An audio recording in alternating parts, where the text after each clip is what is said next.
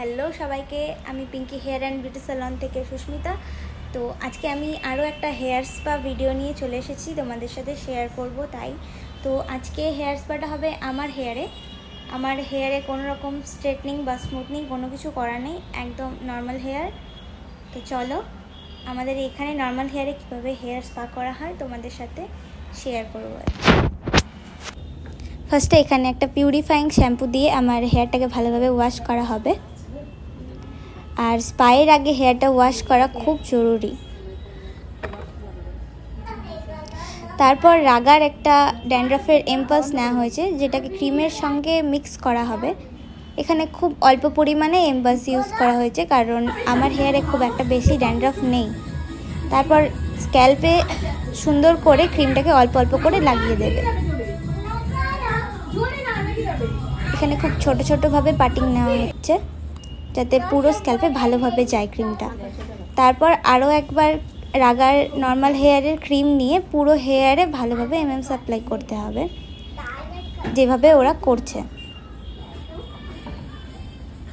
এখানে দেখতেই পাচ্ছ খুব ভালোভাবে আমার হেয়ারে ক্রিম অ্যাপ্লাই করা হয়েছে। এবার এটা 50 মিনিট রেখে দেওয়া হবে।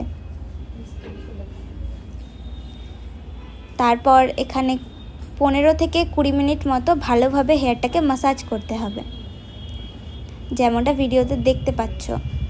এখানে আমার হেয়ারটা খুব ভালোভাবে বেশ অনেকক্ষণ ধরেই ম্যাসাজ করা হয়েছিল, মানে প্রায় 20 মিনিটেরও বেশি ম্যাসাজ করা হয়েছিল। তারপর হেয়ারটাকে আবারও খুব ভালোভাবে ওয়াশ করে নিতে হবে, যাতে কোনো রকম ক্রিম না থেকে যায়। ক্রিম থেকে গেলে হেয়ারে একটা অয়েলিনেস থেকে যাবে। এবার আমার হেয়ারের ফাইনাল রেজাল্টটা তোমরা দেখতে পাচ্ছ। আগেও বলেছি আমি, আমার হেয়ারে কোনো রকম স্ট্রেটনিং বা স্মুথনিং করা নেই, পুরোই নর্মাল হেয়ার আমার।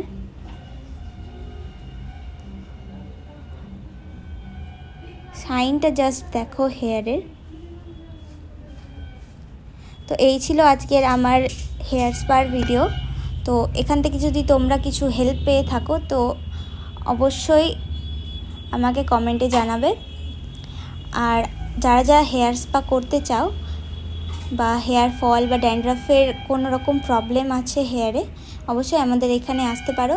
আমাদের এখানে হেয়ার স্পায়ের সঙ্গে ড্যান্ড্রাফ এবং যে কোনো ধরনের হেয়ারের, যেমন হেয়ার ফল, আরও বিভিন্ন ধরনের ট্রিটমেন্ট হেয়ার স্পার সাথে ইনক্লুডিং থাকে। তো আমার ভিডিওটা ভালো লাগলে অবশ্যই লাইক করো।